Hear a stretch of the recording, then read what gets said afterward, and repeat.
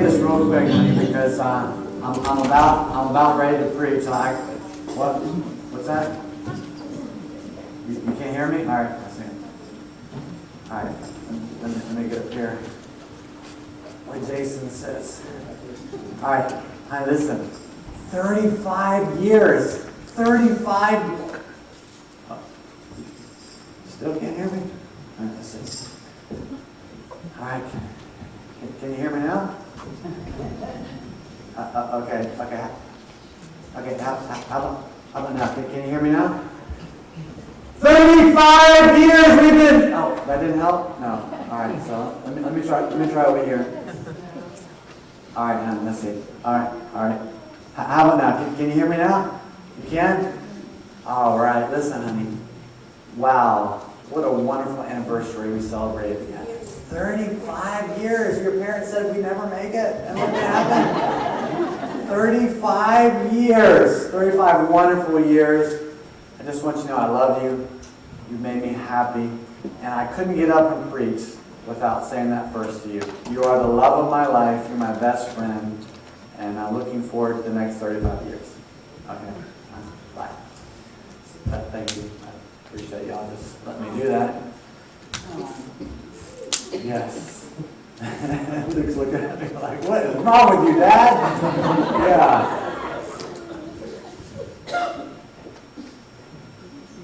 Personality. I was asked, why in the world are you preaching about personality in church? What's that have to do with God? It has everything to do with God. Because God created us to communicate. First to Him, and then to one another. Communication is dependent on understanding. A lack of understanding kills relationships, destroys marriages. That's what that communication gap is about between parents and their kids. It's a lack of understanding. Kids say, my parents just don't understand me. Those kids, they just don't understand the sacrifice. There's a lack of understanding. And so listen to me. If you're in a place where the person doesn't understand you, screaming at them isn't going to help. Just getting louder. Isn't that what we try to do, though? We start arguing and screaming at one another. No, you know what you need to do? You need to change.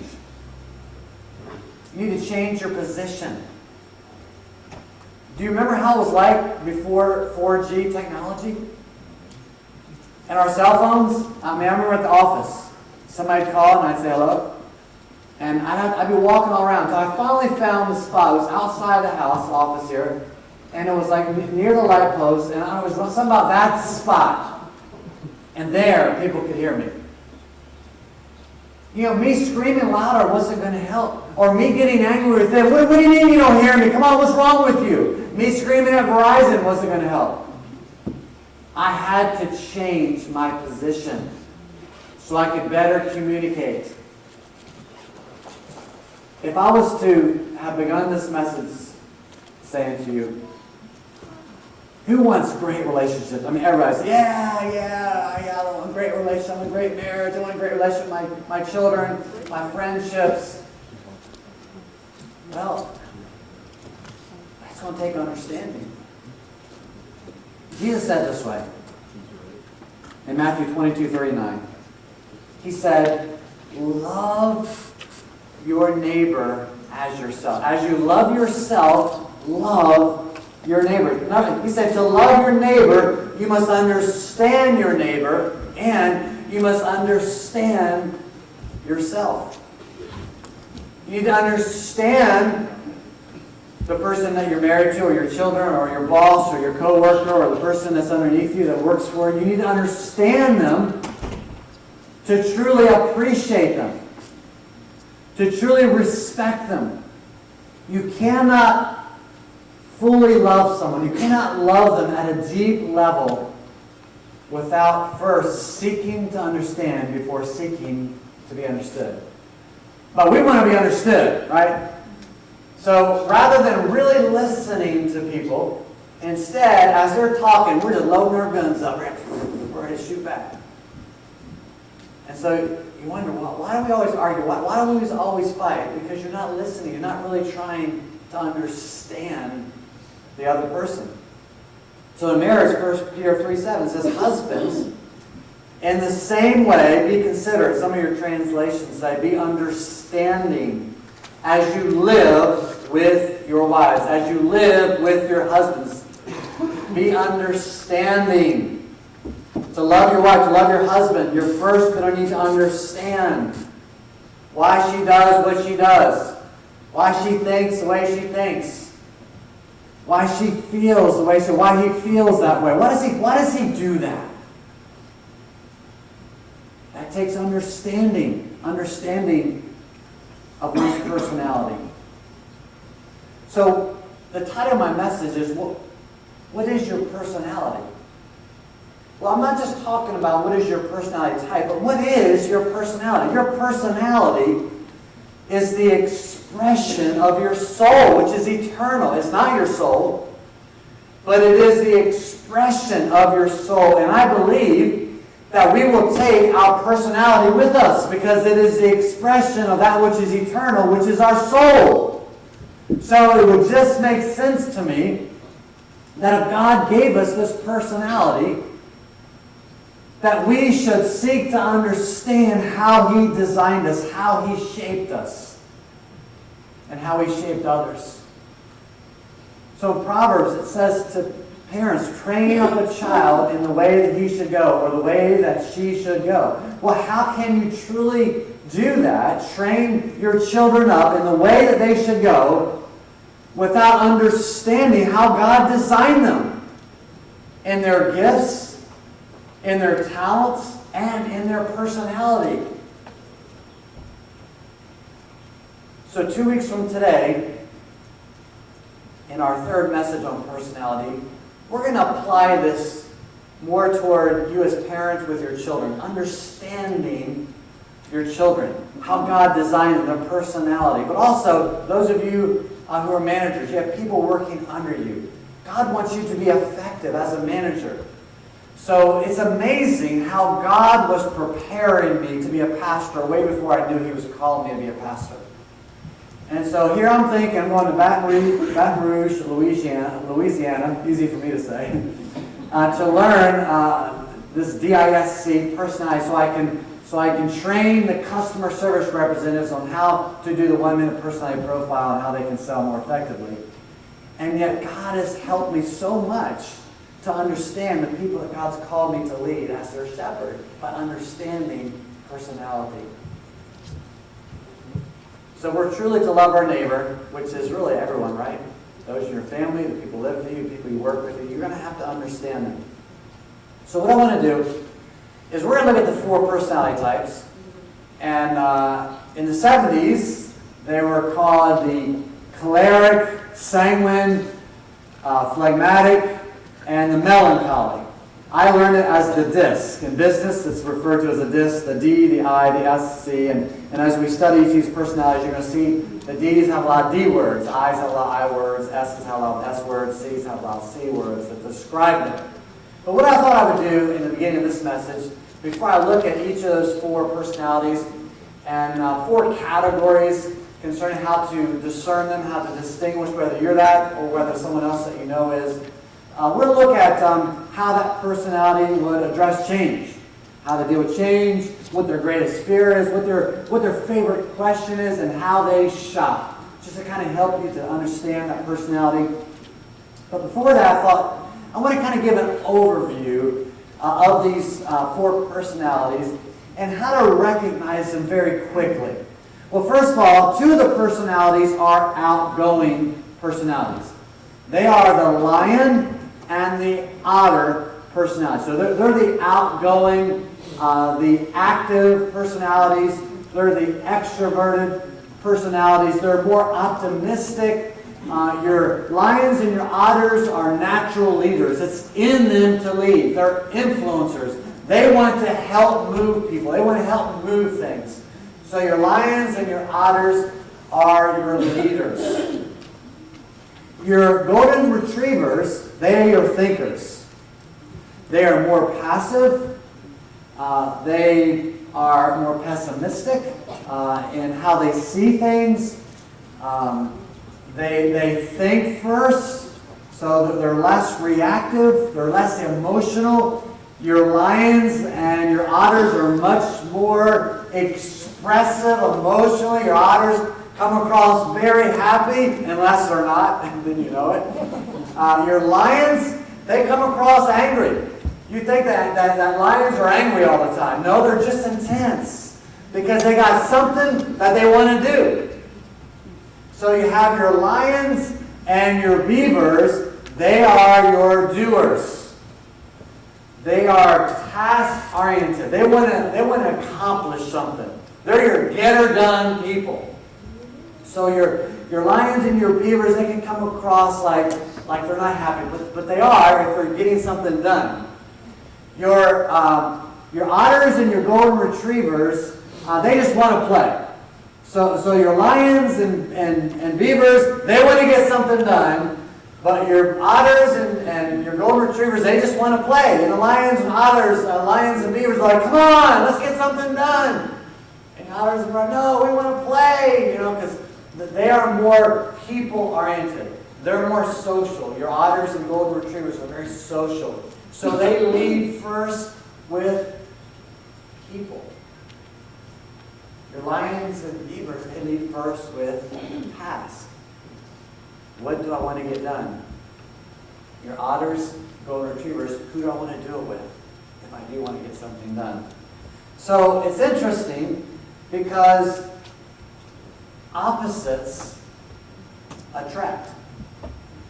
So your lions, which are your get-her-done people, they're outgoing, they're extroverts, they're task-oriented, they're doers, often marry golden retrievers, which are more about relationship. They're very loyal. They have a difficulty saying hard things.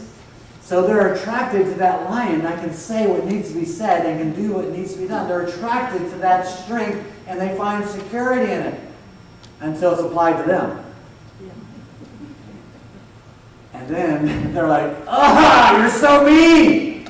You can really say some mean things, and can't we just relax? Why do you always got to be doing something? So what happens is opposite attracts, and the things that attracted you to that person begins to drive you nuts. Begins to drive you crazy because you can't take the strength of someone without realizing there's an opposite side. You can't be task-oriented. You can't be able to say what needs to be said and be really overly sensitive. And be real people-oriented. So opposites attract. So your extroverts marry, for the most part, your introverts, although some lions at times will marry otters. You'll see that combination. It's a very interesting combination. But for the most part, extroverts marry introverts because if an otter married an otter, they would always be vying for who's talking, right? If two lions got married, what would happen? They'd kill each other. They just have two dead lions, so they're not going to marry each other. So for the most part, you marry your opposite. So your lions will often marry your golden retrievers, and your otters will marry your beavers. And the beaver is like, you always have to tell a joke. Can't you ever be serious? Can't we just ever focus on the task? And can you just stay with the task? You have to go on to the next thing? So what happens is your opposites will begin to irritate unless you understand them. Unless you understand that this strength has a weakness. That's where I come into play. And you begin to honor one another. And you begin to appreciate one another and not try to change one another. So I spent the first few years of my marriage trying to make Robin like me because I thought, the best way was my way because I'm a lion, I'm a beaver, so I have both, And so I had the best way to do things. So I was always trying to make her like me. And it's really interesting. Rob and I drive together to church once Sunday mornings, and we're driving together. And when I drive, lions they're always looking ahead. They're leaders look ahead. They see everything that's going on. Whereas golden retrievers are living in the moment. They're experiencing what's going on around them right then. So they're not really looking ahead. So when Robin drives, she doesn't really pay attention to the light until it's time to. So I'll look ahead and I'll see the lights red for a half a mile, and I'm slowing down and just getting. I'm not going to waste my gas or my brakes. I'm like focusing. Whereas Robin, she doesn't pay attention until the very last second. She realizes the light's red, and then she stops. She's been doing that for over 35 years since we've been married. And in the early years, I said, Robin, you need to look ahead. Look, it's red. It's coast. Just don't wait till the last second. So on the way to church today, I'm studying my personalities, right? And I'm looking ahead about a half a mile, and the light's red. And Robin's got her foot on the gas. I mean, she's like it's green, and it's red. And there's like 15 cars, so there's no way, if it even turns green, she's still going to have to stop. So I know she's going to stop. I've been married with her for 35 years. But I'm always wondering, when is she going to stop? How long will she go before she realizes the light's red and there's 20 cars that are behind that light? And so I'm thinking, do I say something? Do I say something? Like, wait, you stopped just in time? Do I say something? What do you think? No!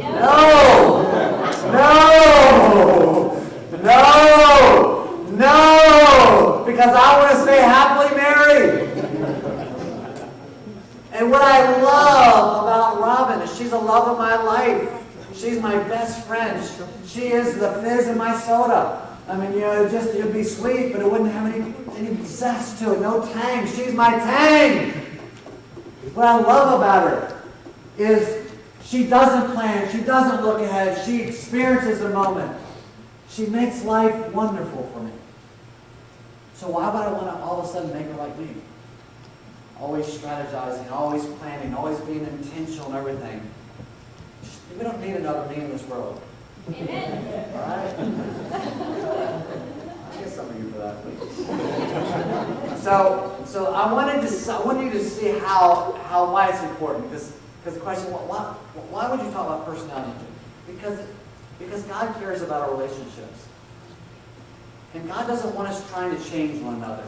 He wants us to learn how to accept one another. And truly, you cannot appreciate and respect someone and really love them at a deep level if you don't understand them.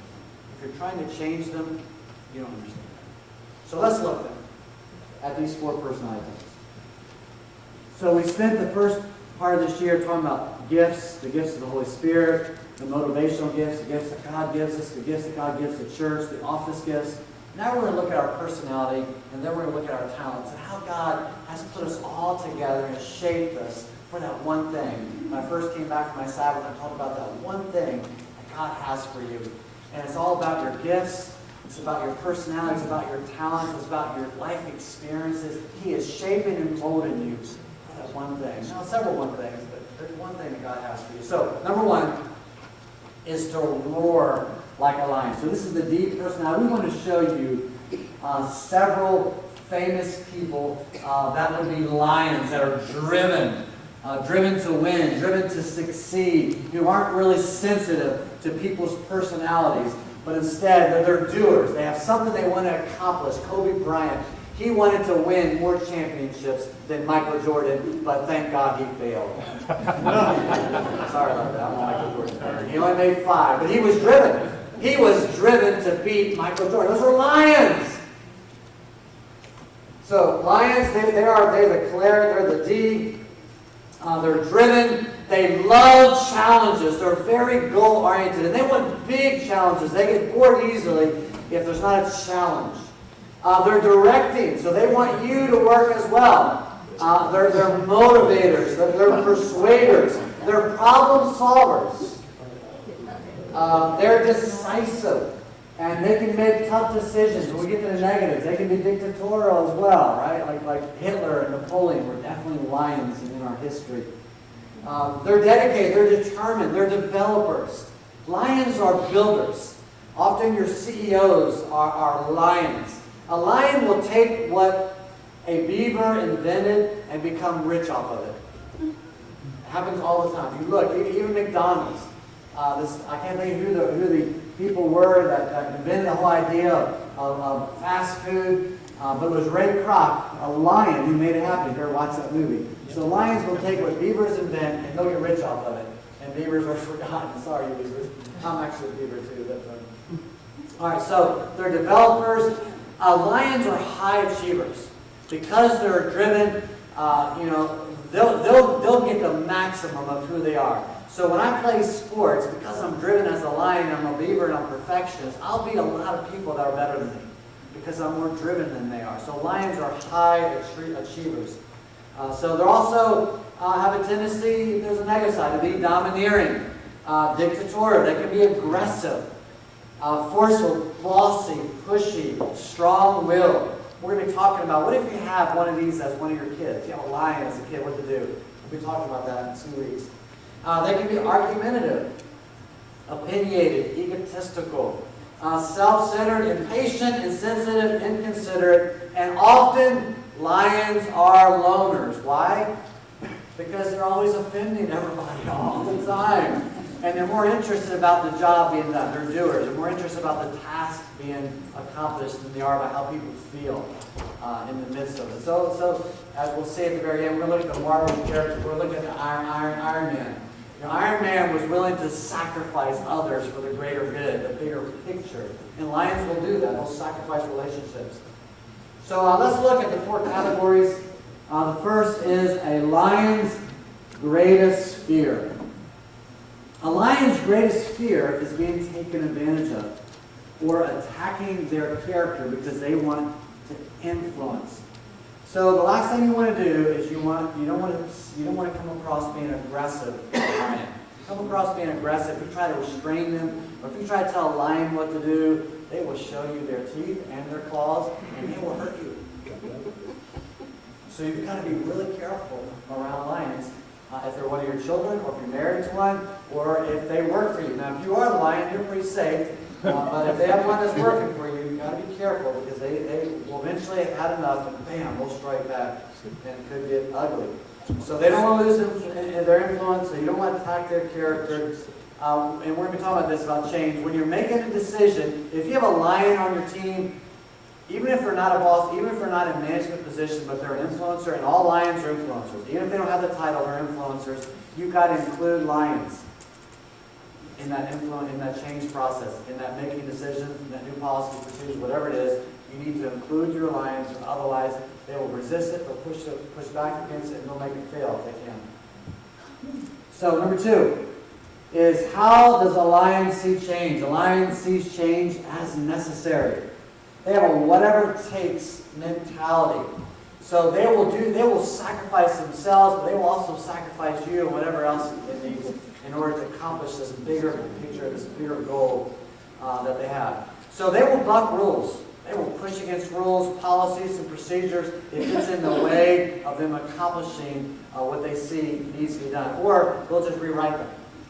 If they're in charge, they don't like policies, procedures, or rules, they'll just rewrite them, they'll change them. So change is necessary, so you have to include a lion in the process. If you want something, if you're trying to move an organization somewhere or your family somewhere, a lion has to be involved, otherwise they will resist it, and ultimately it will fail if they stay on your team. Number 3, the favorite question of a lion is how, right? They're doers. So they want to accomplish something. They say they have a big picture, so how? How can I get this task completed, and how can I get everyone else to help me do it? Or how can I get you to do it? Maybe there's a question of the lion. So they're great organizers of people, finances, and resources. They're get-her-done people. Lions, they love authority. They love power. They love being in control. They love being the boss. Lions want to be the boss. They want to be in charge. So the favorite question is how? Shopping. Lions time. They got other things to accomplish. So Amazon, eBay before that was an answer to prayer. But there are some things that a lion has to go shopping for, like a car. So if you're a salesman and a lion is coming up to you and they want to buy a car, you're only to speak when spoken to. Because a lion knows exactly what they want. They just don't know exactly what it is that they want. So they want you near them to answer the questions that they have for you. You answer the question and then you what? You shut up. You be quiet. Don't say another word. Because when they need you, they'll ask you. Beavers are like that as well, by the way. Beavers are very similar to lions in that way. Except lions are more outgoing, more extroverted. But beavers are thinking what the lions will tell you, by the way.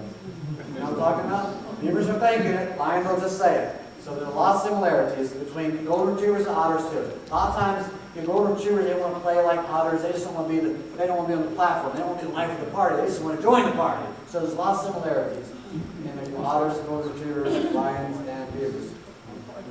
So for shopping, lions aren't really big on shopping. All right, let's look at otters. Play like an otter. And by the way, like a good example of a lion in the Bible would be Samson, right? He was a loner. He didn't have any friends. He was he wanted to change the world, right? He defeated the Philistines, so he was able to conquer them by himself. Samson, I think, is the greatest example of a lion. So let's look at otters. All right, so otter is the sanguine, it's the I personality. Some use a lot of I words to describe the sanguine. The greatest example, I believe, of an I, a sanguine otter personality in the Bible would be David. King David, right? We read about David dancing, right? We can sing about it. You know, dance like David danced. When they were bringing the ark into Jerusalem, he was dancing. His beaver wife, Michal, Saul's daughter, Michelle, how we want to say her name, she was criticizing him. She was a high beaver. You know, beavers are very critical and saying, "What's wrong with you, David? You showing out like that?" You know.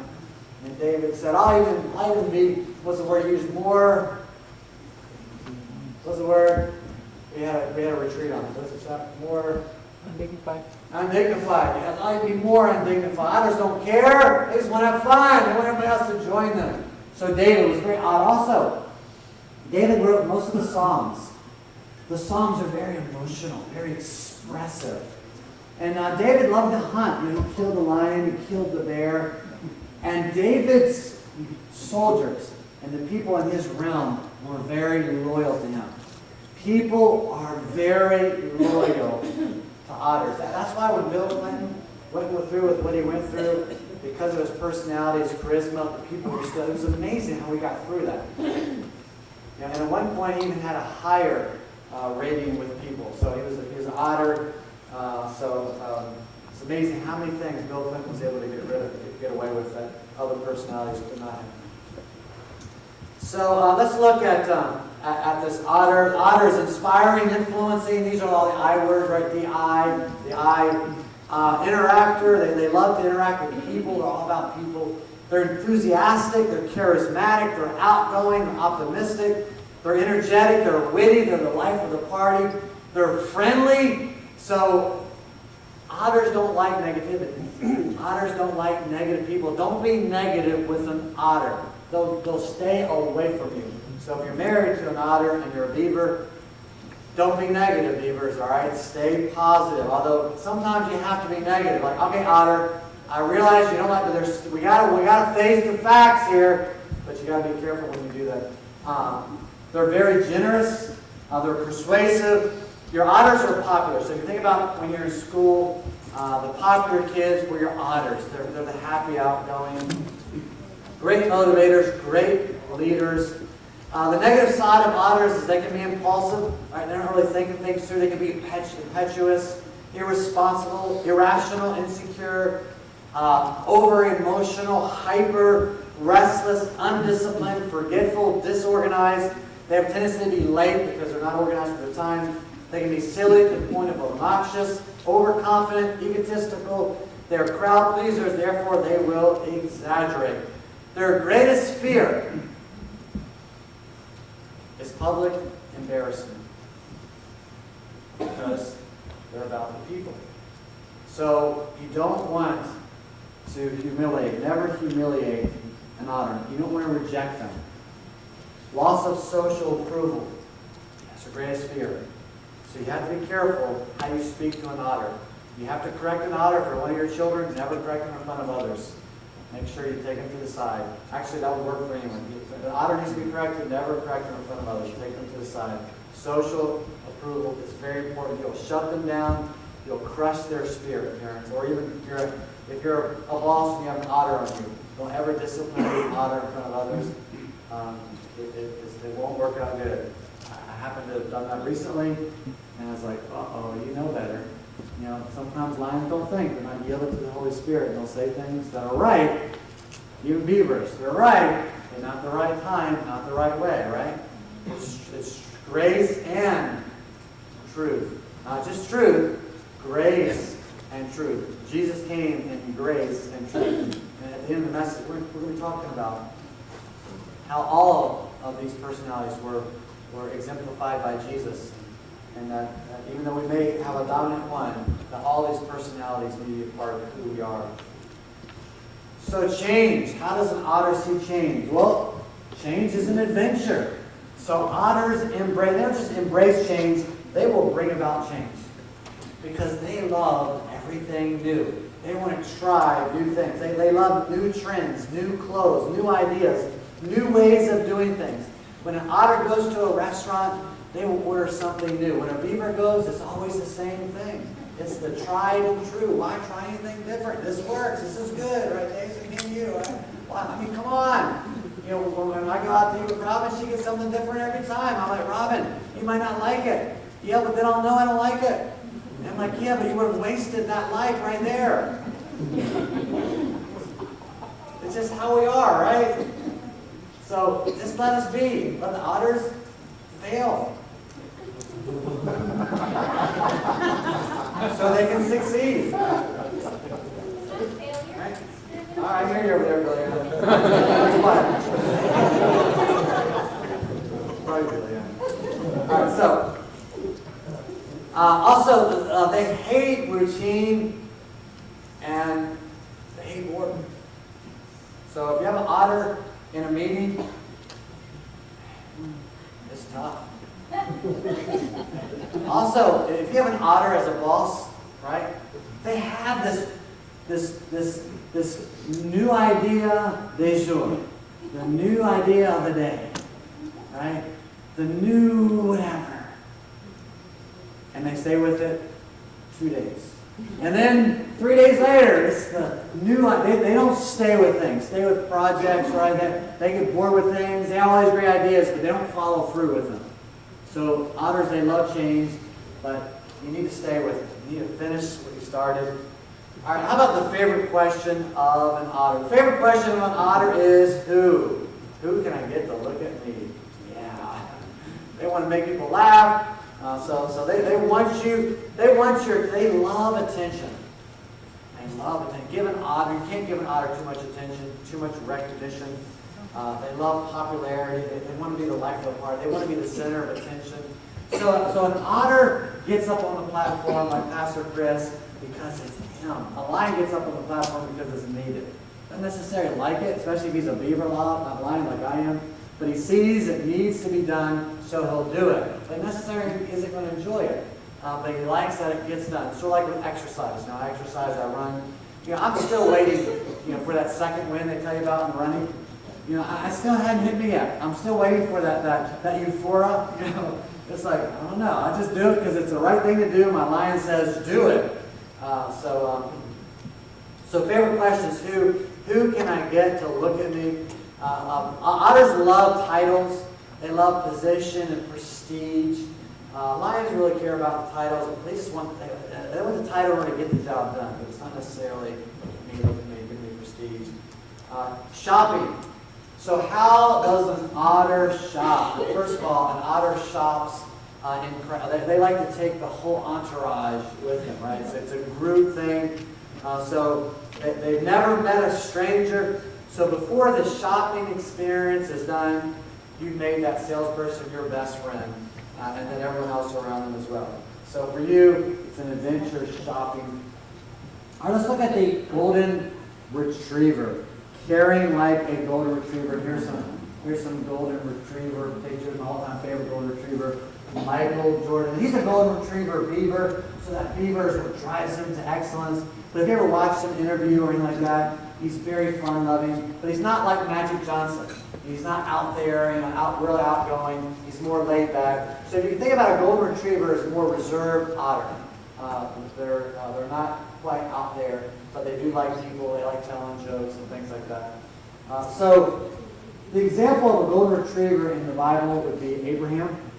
He's very family-oriented, very loyal. You also can see Jeremiah, the weeping prophet, the last prophet to the people of Israel, the people of Judah before Jerusalem fell. He hated that Jerusalem was going to fall. And so he was a very golden retriever. It tormented him inside knowing what was going to happen to the people. You see the book of Lamentations. It's a very golden retriever book, the book of Lamentations. So golden retriever is the phlegmatic or the S personality. So just like the lion, the D, all those D words describe the lion. All the I words describe the otter. The golden retriever is the S personality and the D-I-S-C. So safety seekers is what motivates them. They're steady, stable. They like the status quo. So they like everything to remain the same. They like security. They like to serve. They like to serve others. And they're good listeners. They're great listeners. And they're supportive. So they make great counselors. Many of your counselors, your ministry, your social workers are golden retriever personalities. They're also submissive. They make great followers. They make great teammates. They'll come alongside you. They'll follow you if they believe in you. They're loyal. They're dependable.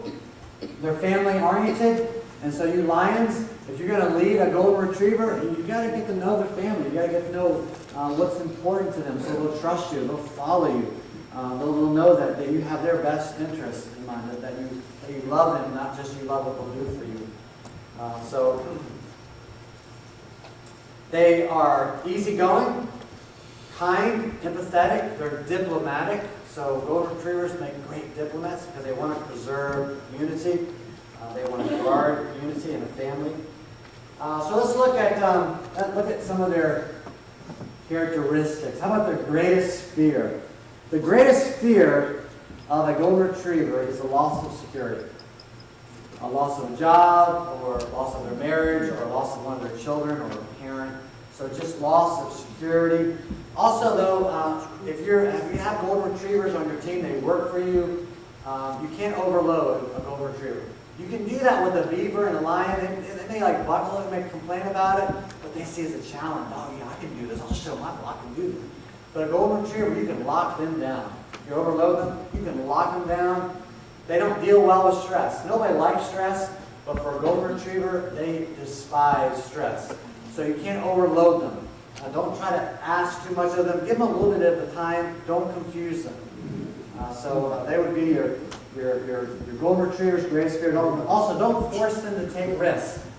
So if you're a risk taker like a lion, lions and otters, or your risk takers, don't be driving crazy with the golden retriever because you're not going to like it. Or if you're a lion or an otter as the main person who makes the financial decisions in your family, they don't want you to take a lot of risk. And if you do, you need to really explain it to them. So that they're like beavers in the sense that they don't really let them make decisions quickly. So that leads us to also failure. They don't really like failure. So you need to make it in a way that golden retrievers win. I coached at the YMCA for 12 years, and when I first coached, the first place team got a first place trophy. There was the most valuable player, most improved, best attitude, and then eventually, toward the end, everybody got a trophy. For the golden retrievers, they love that. But for the lions, they're like, they threw it away. Like Matthew, he get a trophy, so I was waiting to mean anything to him. And like my otters, Luke is kind of an otter, golden retriever, otter. He's like, everybody got one. You know, I'm the one that stands out. You know? So they completely, YMCA was the whole idea of making everybody feel good. You know, one day, these kids are going to have to interview, and not everybody's going to get the job. I don't think we're doing anybody favors by saying everybody's going to win. Everybody's not going to win. You got to teach people how to be winners, because that's a line in me, right? So,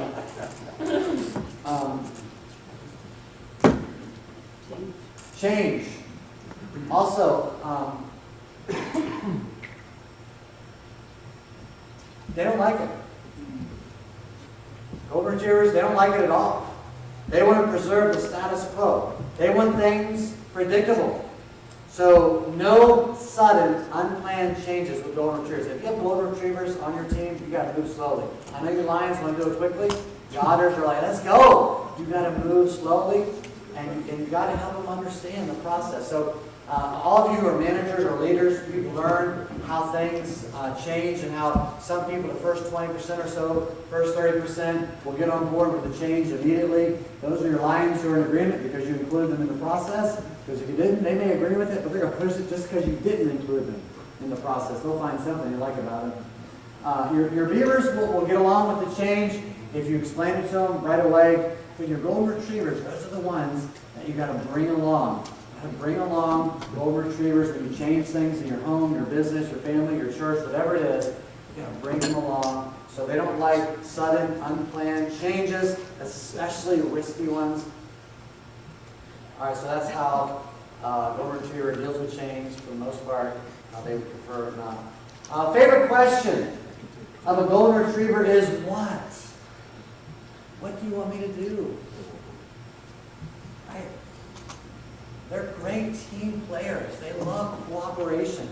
Golden Retrievers, for the most part, aren't real competitive. Now, Michael Jordan was very competitive, but that was his beaver.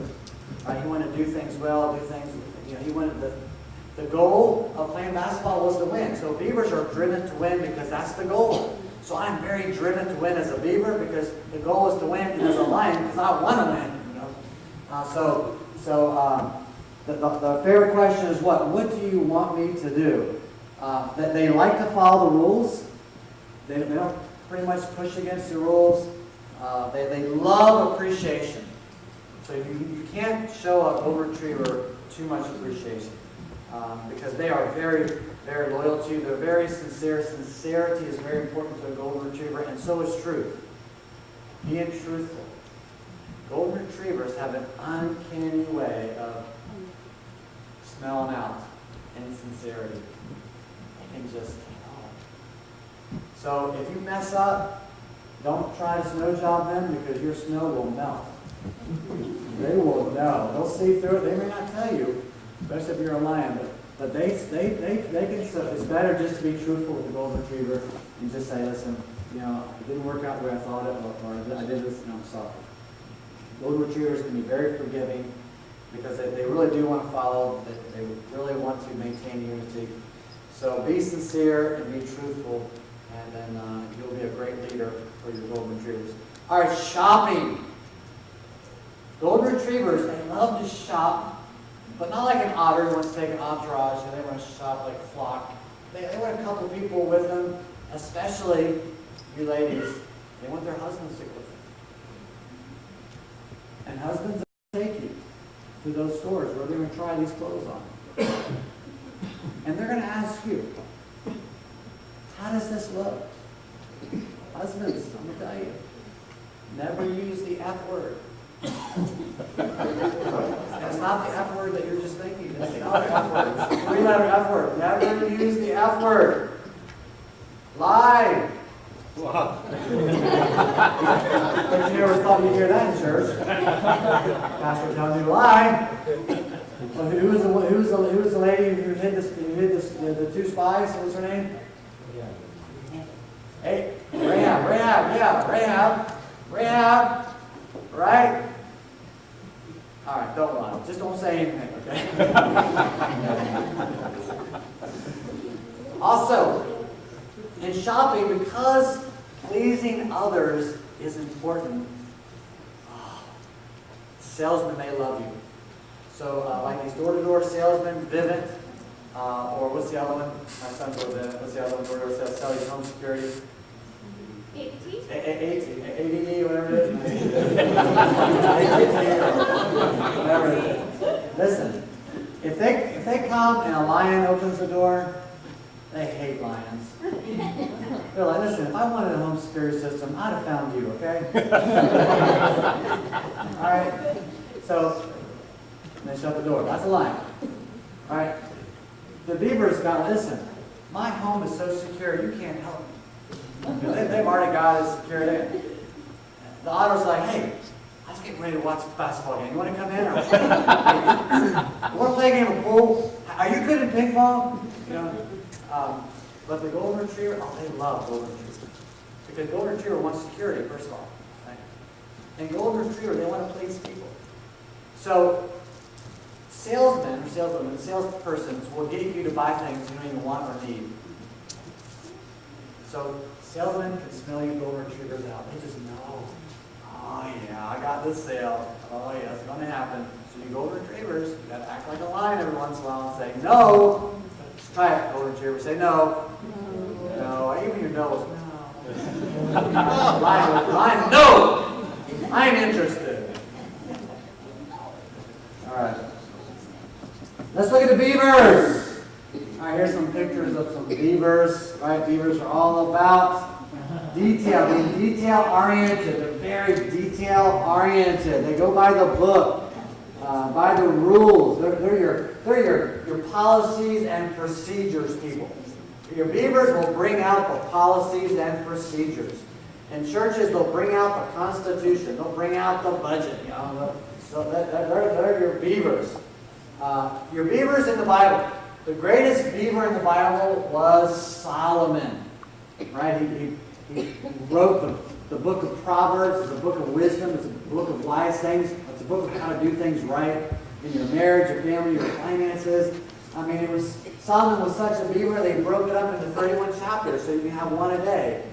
Just kidding. They didn't have chapters back then. That was a beaver who broke up Solomon's Proverbs into 31 chapters. Also, you look at the book of Ecclesiastes, right? Your beavers are your more melancholy people. They're your more pessimistic. Oh, we're never going to make it. You read the book of Ecclesiastes, you may have had the best day of your life. After reading that book, you will be depressed. So Ecclesiastes, all is vain, it doesn't really matter what you do. So that was a beaver. Solomon was a beaver. Beavers are cautious. So we're going to see the C, the D-I-S-C, all these C words to describe the beaver. Conservative, contemplative, very conscientious, doing the right thing for the right reason. They're compliant. They want to get along, go along, as long as you're following the rules. As soon as you don't follow the rules, if you're a lion, they are going to stop. You've got to follow the rules. They're calculators, right? So any Star Trek fans, Spock.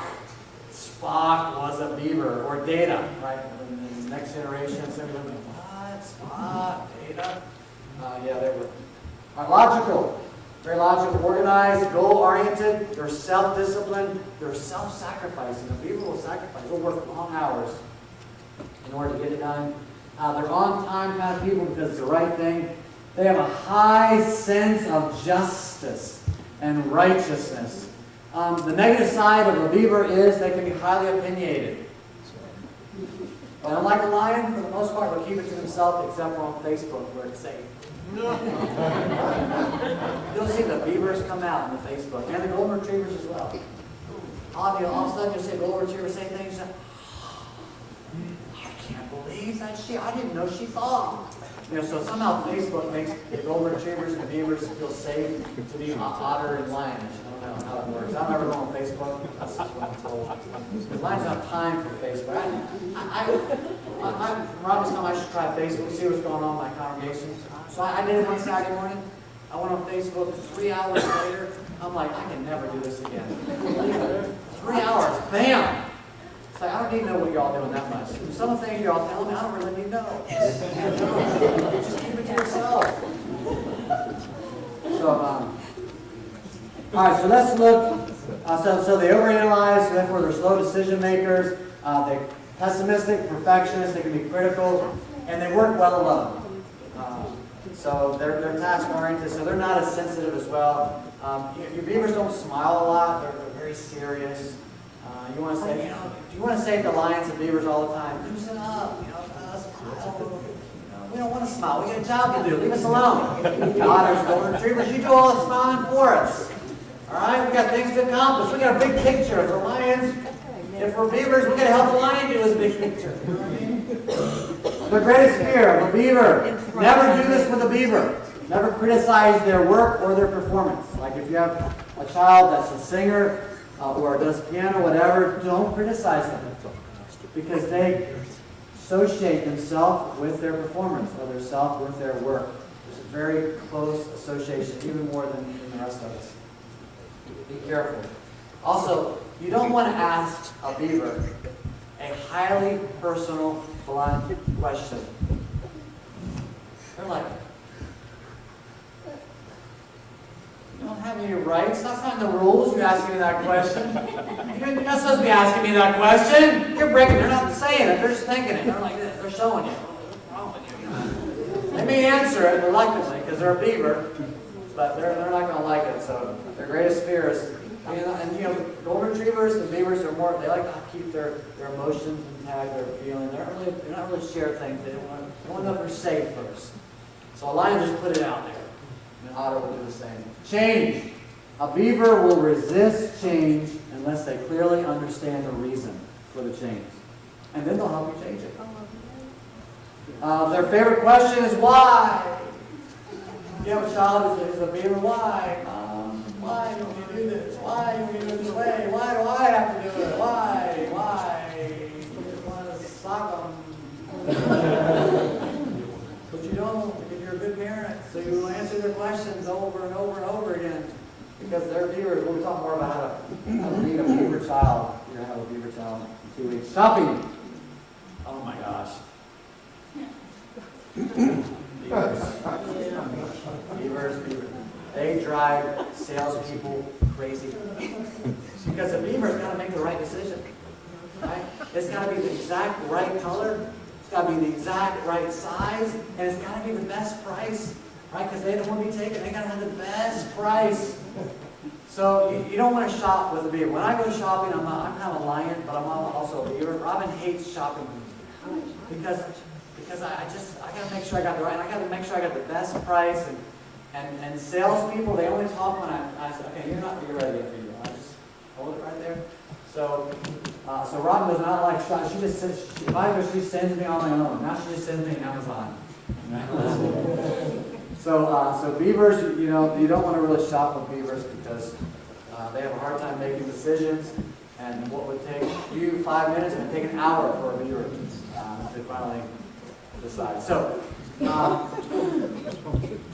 we want to give you an idea of these personality types for you to understand yourself, also for you to understand others, so you can have great relationships.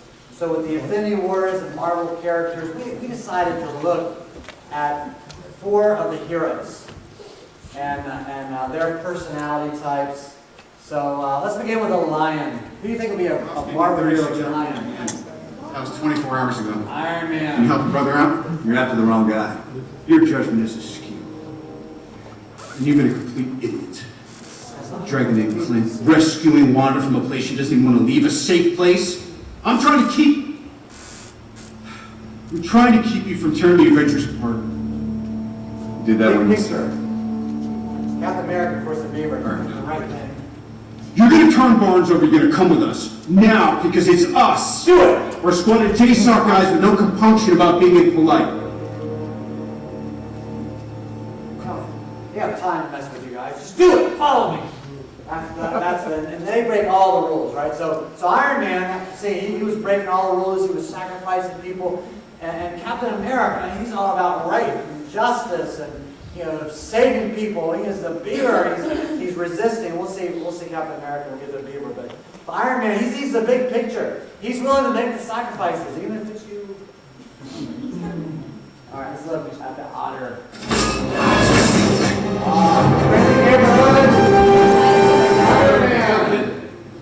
Thanks. Well, I could just look the landing a little better. It's just a new suit. Wait, it's something. Mr. Stark, it's perfect. Thank you. Yeah, we don't really need to start a conversation. Okay. Captain? Ryan gets to the point. Big fan? Spider-Man? Yeah, we'll talk about it later. Just Hey everyone. Good job. I'm Peter, by the way. Doctor Strange. Oh, you're using your made-up names. Then I am Spider-Man. Spider-Man, they're risk takers. Otters are risk takers. See, Iron Man's always trying to keep Spider-Man alive, right? Because he's young. Lions try to keep you alive unless they need to sacrifice you. But otherwise, Spider-Man, otters, everybody look at me, All right, so it's Otter, Spider-Man, your friendly neighborhood Spider-Man. Tells jokes, right? Makes everybody laugh. All right, let's look at the next one, your golden retriever.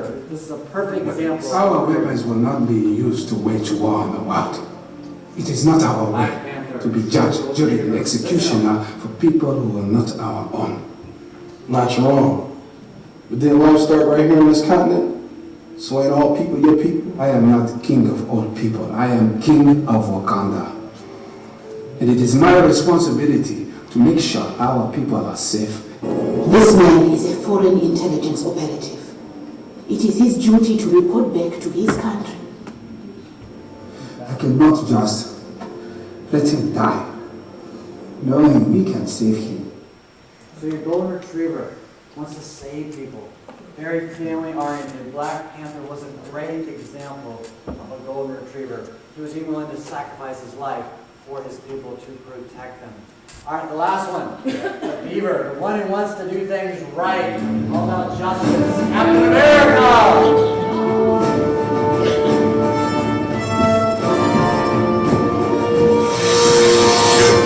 Don't even stand up to a lion. Lion's breaking the rules.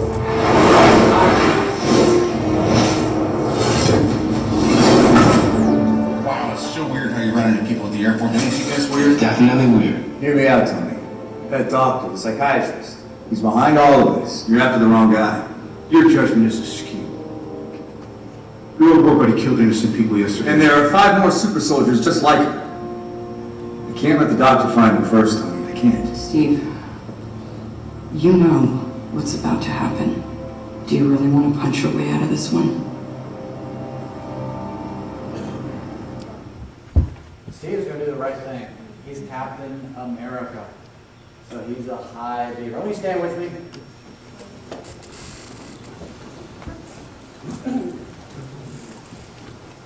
God made you.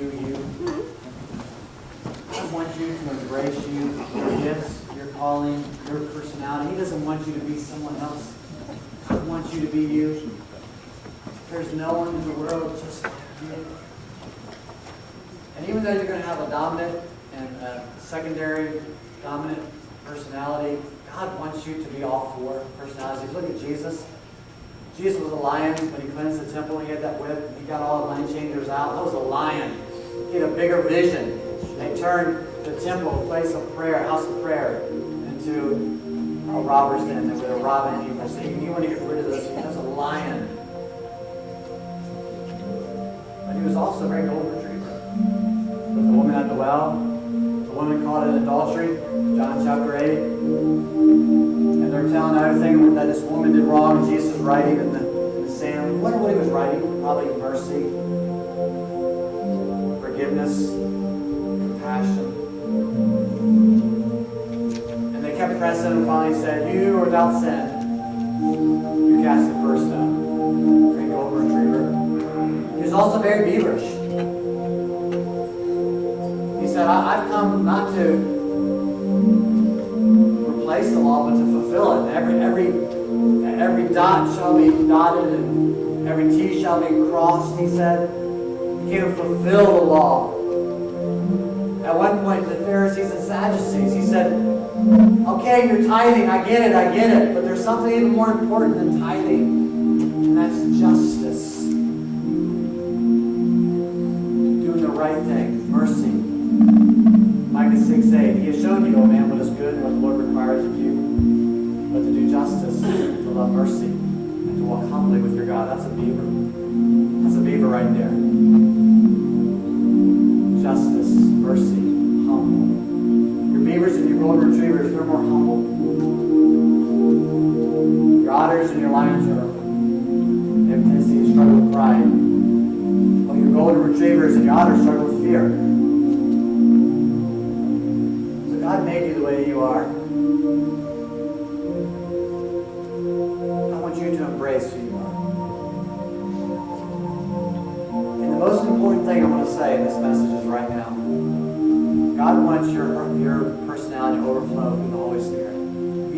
yield your personality to the Holy Spirit. Because all four personalities are in you, and there's going to be a time where God wants to use all those personalities. There's a time where I need to be very golden retriever. There are times where I need to be otter. Very fun-loving, tell some jokes, make people laugh, because I'm very intense in my messages. So I got to bring some levity to it, some otterishness. So once you close your eyes, I just want you to embrace you. Let the Holy Spirit take over your personality.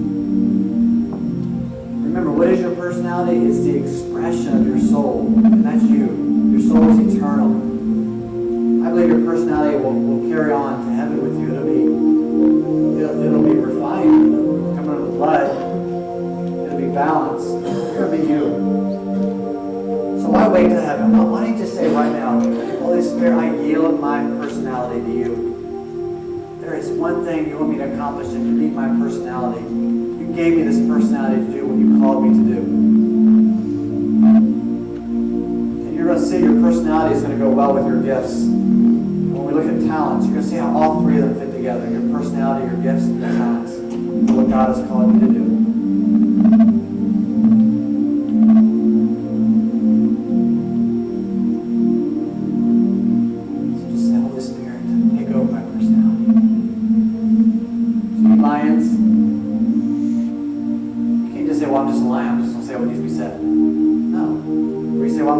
I can't say the hard things.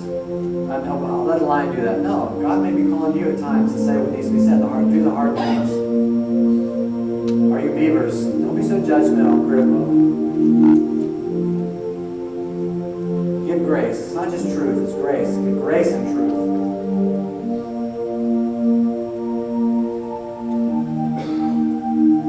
So just the Holy Spirit take over. Take over. Let the overflow of the Holy Spirit in your personality. So yes, you're going to have a predominant one. But the Holy Spirit is going to allow the others to be anointed as well. So you can be a beaver when you need to be a beaver, a golden retriever when you need to be a golden retriever, otter when you need to be an otter, and a lion when you need to be a lion. Just let the Holy Spirit just take over. Even your personality, yield to the Holy Spirit. Amen. And the Lord bless you. Next week's going to be exciting for our graduates. In 2 weeks, we'll complete this personality series. We are the family church, so spend some time being family. And let's welcome one another. Invite somebody to come to South Brandon. God bless you.